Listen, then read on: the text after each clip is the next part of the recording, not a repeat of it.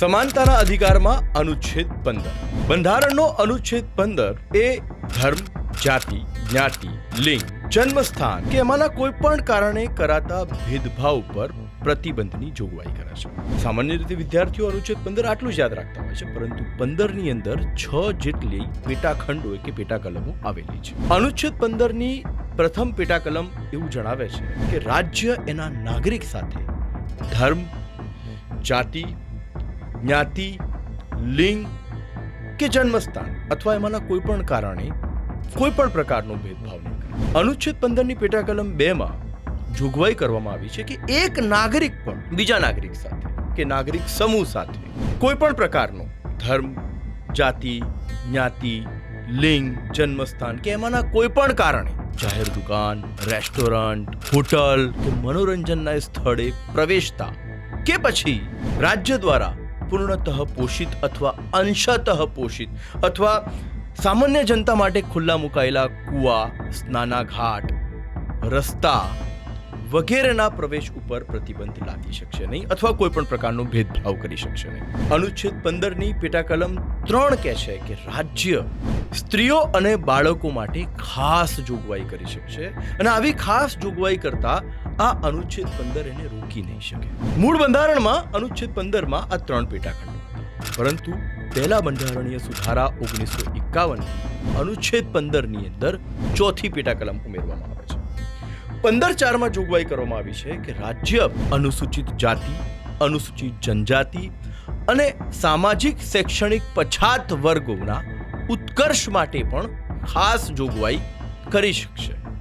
એ માટે પણ એને આ અનુચ્છેદ 15 રોકી શકશે. ત્યાર પછી 93માં બંધારણીય સુધારા 2005 થી અનુચ્છેદ 15 ની પેટા કલમ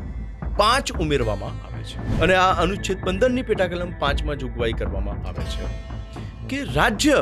અનુચ્છેદ 30 અંતર્ગતની લઘુમતી શિક્ષણ સંસ્થાઓ સિવાયની અનુચ્છેદ 30 અંતર્ગત લઘુમતીઓને શિક્ષણ સંસ્થાઓ સ્થાપવાનો અધિકાર છે. તો 15(5) કહે છે કે રાજ્ય અનુચ્છેદ 30 અંતર્ગતની લઘુમતી શિક્ષણ સંસ્થાઓ સિવાયની રાજ્ય દ્વારા સહાયિત અથવા બિન સહાયિત ખાનગી શિક્ષણ સંસ્થાઓમાં સામાજિક શૈક્ષણિક પછાત વર્ગોના અમુક વર્ગોના ઉત્કર્ષ માટે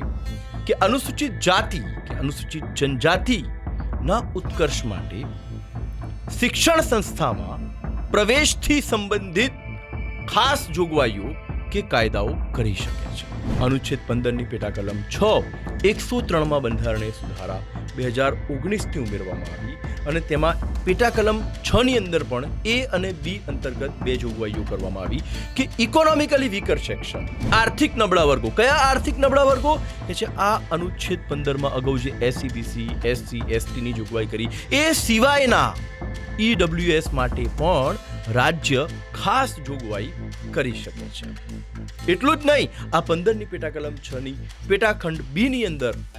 એડ કરવામાં આવ્યું કે અનુચ્છેદ 30 અંતર્ગતની લઘુમતી શિક્ષણ સંસ્થાઓ સિવાય સરકાર દ્વારા એટલે કે રાજ્ય દ્વારા પૂર્ણતઃ પોષિત અથવા બિન સહાયિત ખાનગી શિક્ષણ સંસ્થાઓમાં પણ ઇકોનોમિકલી વીકર સેક્શન માટે શિક્ષણ સંસ્થામાં પ્રવેશથી સંબંધિત ખાસ જોગવાઈ, જેમાં 10% જે જોગવાઈની વાત છે અનામતની, એ કરી શકે છે. આ રીતે અનુચ્છેદ 15 પેટાખંડો સહિત ખૂબ જ અગત્યનો છે. તમને આ લેક્ચર ગમ્યું હોય લાઈક કરજો, ઇન્સ્ટાગ્રામ ચેનલને ફોલો કરજો અને આ જ રીતે મૂળભૂત અધિકારના અનુચ્છેદને વ્યવસ્થિત રીતે સમજવા માટે ઇન્સ્ટાગ્રામ પર ફોલો કરવાનું ચાલુ રાખજો.